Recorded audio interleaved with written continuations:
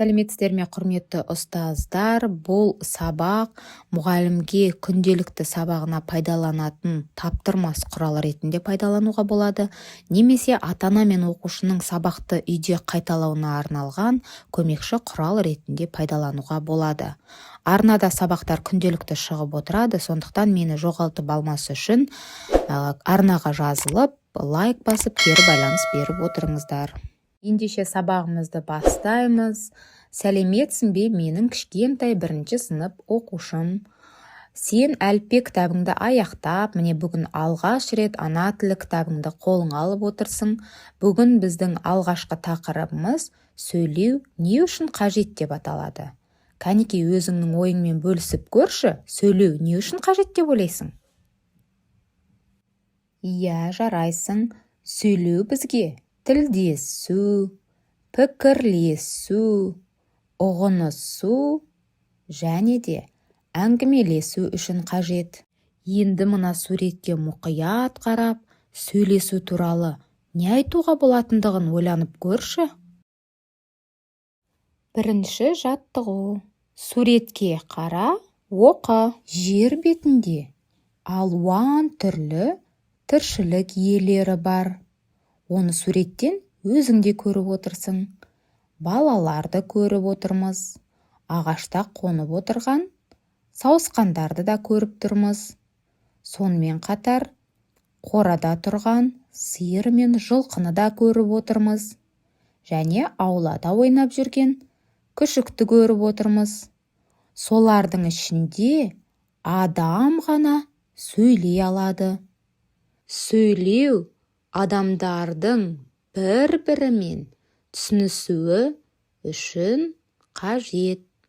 Біздің сөйлеуіміз тыңдау, айту, оқу және жазудан тұрады. Енді назарымызды оқулықтағы екінші жаттығуға аударайық. Біз қазір сендермен Несіпбек Айтұлының мына өлеңімен танысатын боламыз. Мұқият тыңдап отыр. Әр нәрсенің мәні бар. Әркімнің өз әні бар. Өз тілінде сөйлейді жердегі жануар. Бүркіт, барыс, қасқыр да дауысынан танылар. Ана тілін білгеннің маңдайында бағы бар. Балалар, өз тілінде сөйлейді дегенді қалай түсінеміз? Сонда жануарлар сөйлей ала ма? Қалай ойлайсыңдар? Жоқ, әрине, жануарлар сөйлей алмайды. Олар тек дыбыстайды, түрлі дыбыстар шығарады. Осы өлеңдегі бүркіт, барыс, қасқырдың қалай дыбыс шығаратындығын естіп көрейікші? Кәнеки, бүркіт.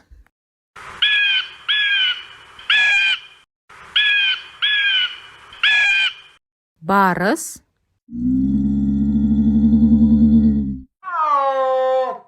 Қасқыр.